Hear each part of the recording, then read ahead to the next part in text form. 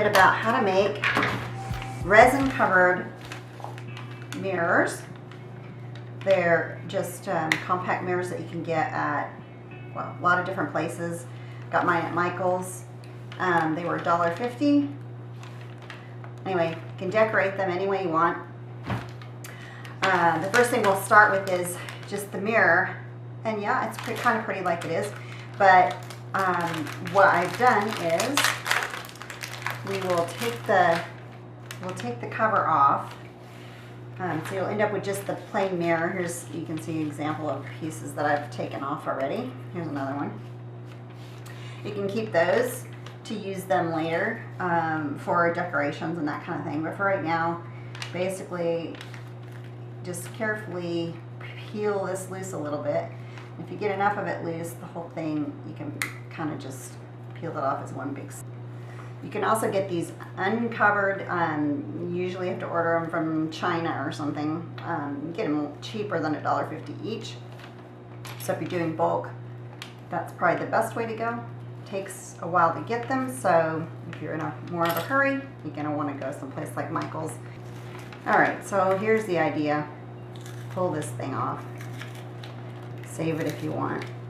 You can use the little beads later, but we'll put this aside. Alright, so if you want, using that template, this will help you to cut out your own template with whatever words you want on it. Print these out on just regular old printer paper is okay. You can use vellum sometimes if you like that look. Some printers don't tend to like to print on vellum for some reason, so you may have to go back to this anyway. Alright, so just make sure that the one that you have fits in that space.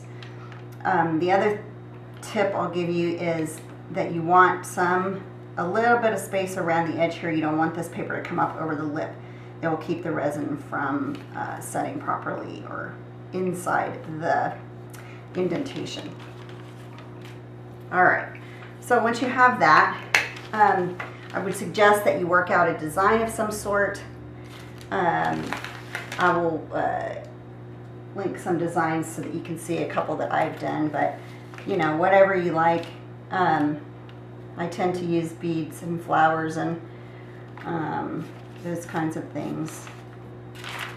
Alright, so once you have a design that you like, I used all kinds of different things. Sequins, I have some crosses. I used some of the little tiny beads from the sticker that I pulled off. I had one that had white beads on it. Looks like pearls, but I've also used things like these are rock beads of some sort. I've used, all kinds of things. Okay, so I've come up with a design that I like that seems to work pretty well around the word, so you can still see the words and all that stuff. So if you may want less items on yours, that's fine. However you want to do it is totally up to you. Just find some things that are reasonably flat, and they should work pretty well. Okay, so suggest that that you take a picture of this, so I'll be able to refer back to it. And that's always helpful to refer back to the items that you had there, because you're going to move them all off of here and you're going to kind of forget a little bit about what's going on with the old design. So, alright, so once we have our design, and if you want to clean this off with some nail polish remover or Goo Gone or something, that is fine. It's going to get covered up, but it just depends on how picky you are.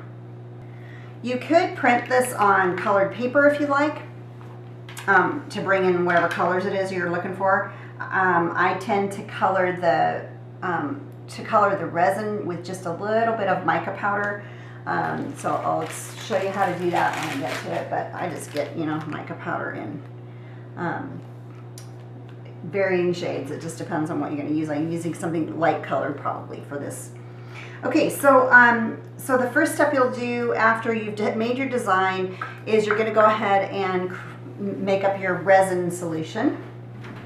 Your resin solution, the kind that I've been using, is called Art and Glow. Anyway, it's a 2-part resin, 1:1 is the solution. And you'll mix that wear some gloves, safety first, and mix this resin 1:1 solution, and you have to stir it for about 3 minutes. So I'm going to go ahead and make up my resin, and then we will start to put stuff together on top of the mirror. So I'm mixing the resin. You're not going to need a ton, and you're probably still going to have leftovers from even this amount.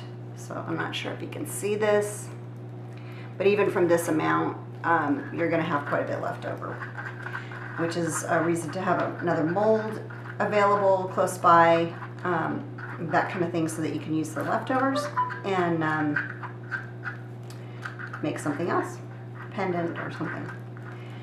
So I've set a timer to do the stirring for about 3 minutes, and I'll be right back. Okay, so I've completed the stirring. It was about a 1/4 ounce of the resin and a 1/4 ounce of the hardener that you would use together. So you get about a 1/2 ounce total for this. And again, like I said, it's still going to be a little bit too much, but a little goes a long ways. Okay, so this won't set up for, or even get harder for, over a 1/2 hour. So you have quite a bit of working time, so don't worry too much about that. I like it to set up with just a little bit anyway. So I set my my items into the resin just a bit, and then I will eventually pour over the top. So you'll know what I'm talking about when I get there. Okay, so one thing I would suggest on here is that this is possibly going to overflow. So in order to prep this, oftentimes what I'll do is I will tape it around the edges and form kind of a dam. So any kind of tape pretty much will work, as long as it'll make a good seal around the edges here, and make sure that it's sealed tightly. So oftentimes I'll do this. I haven't tried before with just putting Vaseline along the edges, though I've heard that suggested before. I tend to like this because it does stop the leaks pretty well. So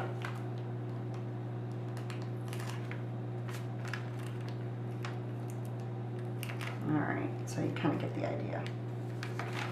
All right, a little bit harder. And then it's really important as well to tape along where the hinge is and the latch, because those, if it overflows onto those, you'll never get the resin off, and it'll never close properly and all that fun stuff. So go ahead and tape that off as well.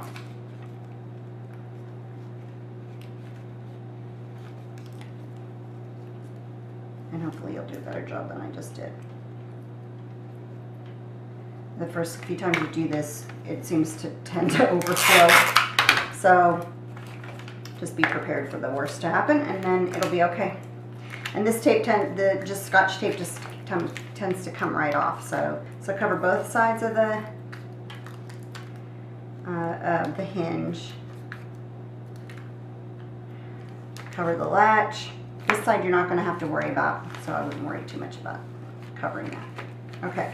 Another important thing to remember is which way this is going to close, and open, so that you know which way to put the words. So if it closes like this, then you want the top of your words to be here. So just be mindful of that before you complete everything. Okay, so what I generally do, and usually I'll leave my gloves on, but since I was working with other items, I took them off. But you're going to want to glue this down first with the resin. So I always put a bit of resin down and just kind of swirl it until it goes to the edges. This does not have to be perfect. You may have to work out some bubbles, but I usually don't have too much trouble with it. And the resin kind of seeps into the paper, and it makes it a bit translucent. And I notice that I've done this without any coloring in the resin, because I'm going to color that in a minute before I get to the part where I pour it over the top. So we're not there yet. Anyway, so put your thing, I kind of spin it a bit so that it kind of spreads out the resin along the bottom. Try not to push it up along the sides. You probably can't tell that I've done that, but I pushed it up along the sides. And you can see some bubbles here, so work those out a bit. But I think once the resin comes in over the top, you'll fix some of those bubbles. But flatten it down and do the best you can to prep this. It wants to lay down properly, but we'll work it out. Okay, so now now that you've got your paper down, you can see that it's come a little bit translucent. I have tried putting paint under it.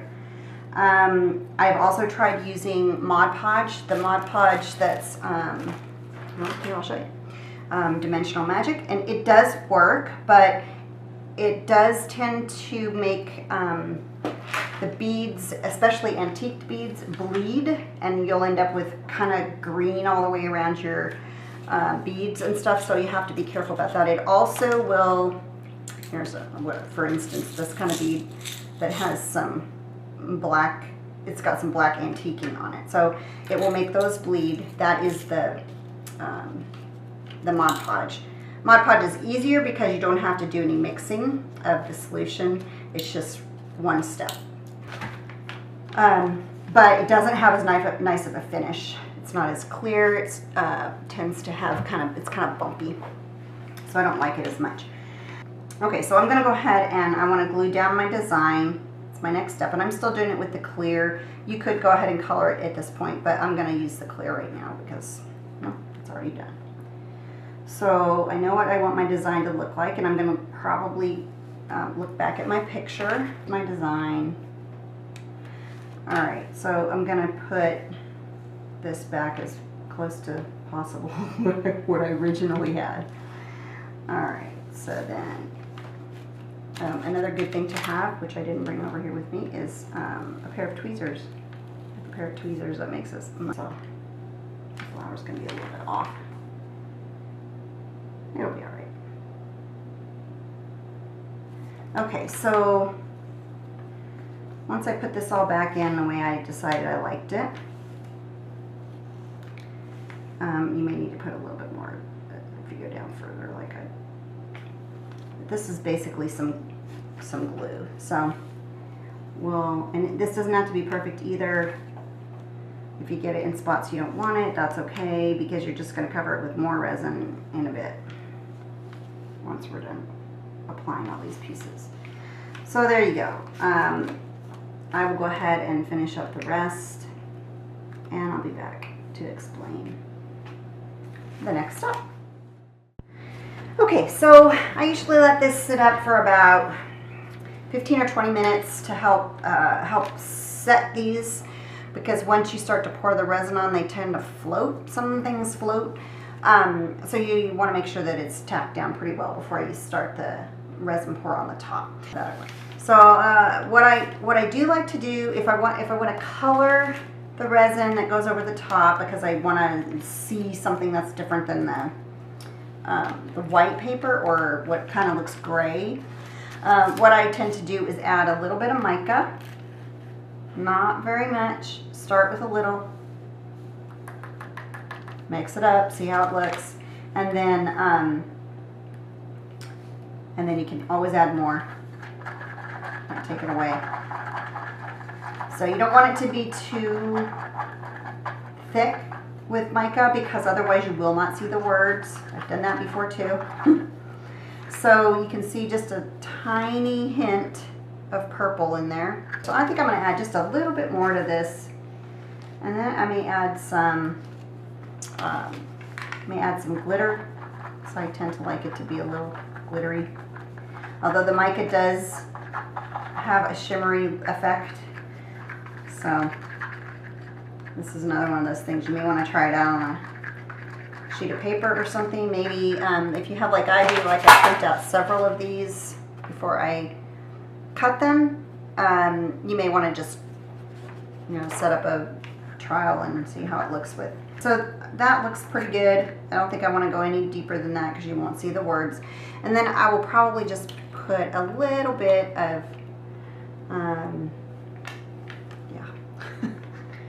a little bit of kind of the Prisma glitter, which is kind of iridescent, but it doesn't really have any color, so it's just a little bit of shimmer. Okay, so what I first start to do, because you really don't want to overflow this, so what we try to do is pour it on top of the items that you obviously want to stay put. So I'll pour a little bit in there on top of that, and it will spread, but you can help it.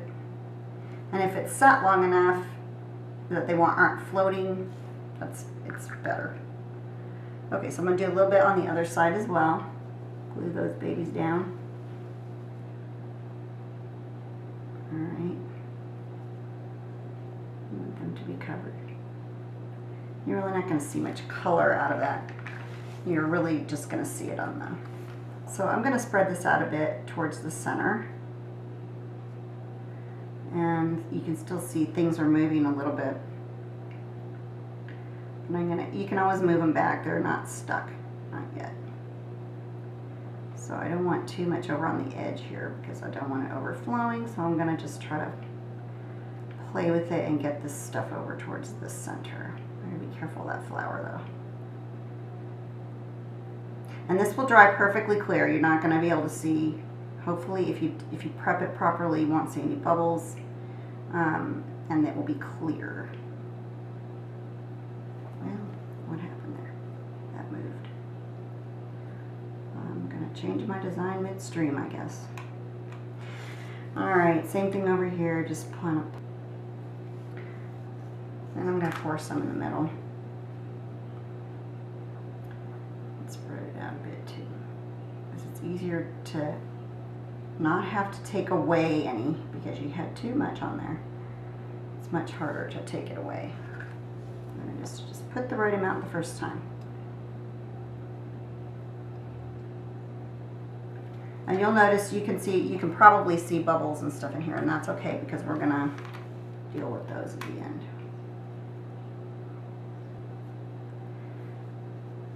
So I'll probably play with this a little bit more.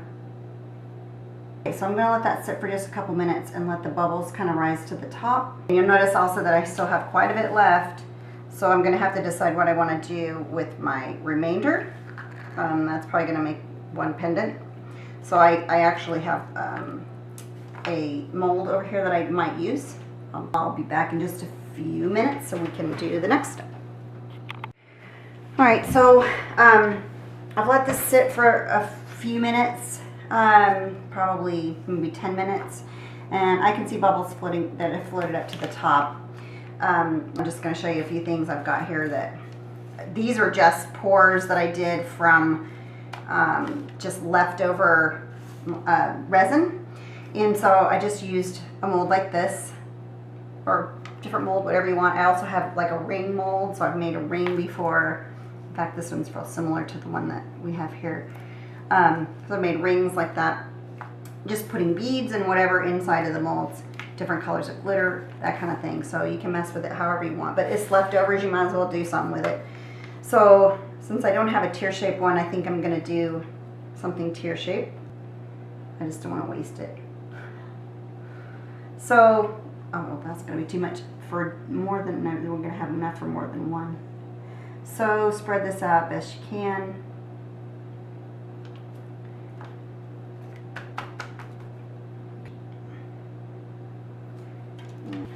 Alright, so let this sit up while we're messing with this thing, and then once you're finished with this part of it, we'll need to get rid of the bubbles, and the way you do that is with some kind of a heat source.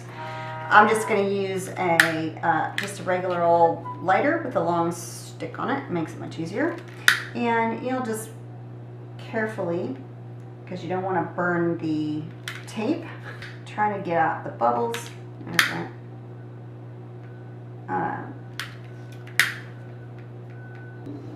But I can still see some bubbles over here. And sometimes it's hard to tell if it's bubbles or if it is glitter.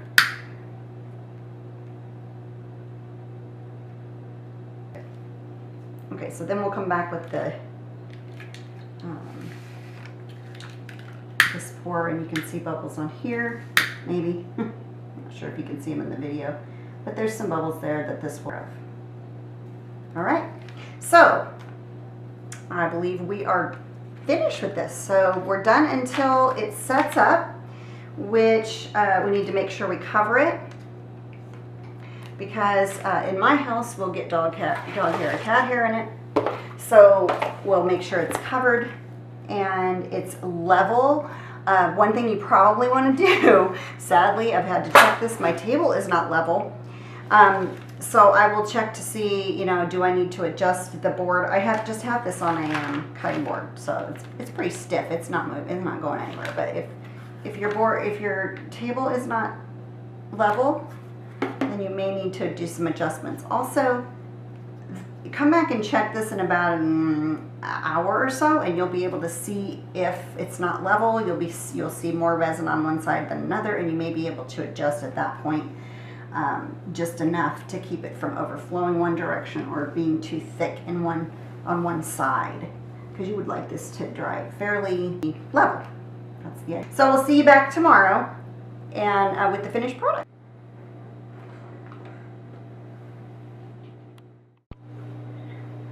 All right, so I'm back after about, it's probably been about 18 hours, and I'm just going to reveal. Woohoo! Probably doesn't look any different.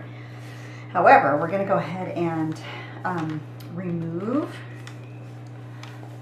the, it doesn't look like it leaked around the edges too much, so we'll just go ahead and take a look at it. I'm just going to remove it carefully.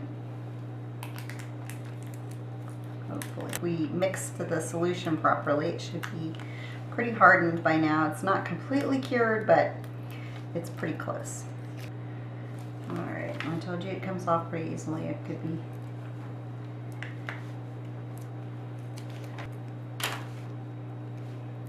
And I'll polish it up a little bit with some white vinegar. Cleans pretty well. And there we go. So that looks pretty good. I don't see a whole lot of stuff around the edges. And then I'll just show you, go ahead and show you the finished. Those are kind of cute. I'll never quite know what I'm going to get out of these. There's those two. They kind of go with the ring that I made for. If you have any stuff that's sticking up around the edges, you can file it down, but I would be really careful about that because it will scrape the edges of the silver. It'll scrape the finish off. But you can carefully, you know, peel off some bits if you need to, probably. And the more you do this, the better you'll get at it, so that you won't have so much excess on the outsides. But just be careful not to put too much in here at all. Just spread it around as good as you can. It will self-level, and as long as your table is level and your board and all of that is pretty level, you should be okay, and not have it all over the place. All right. Well, thanks for joining me. Appreciate it. Take care.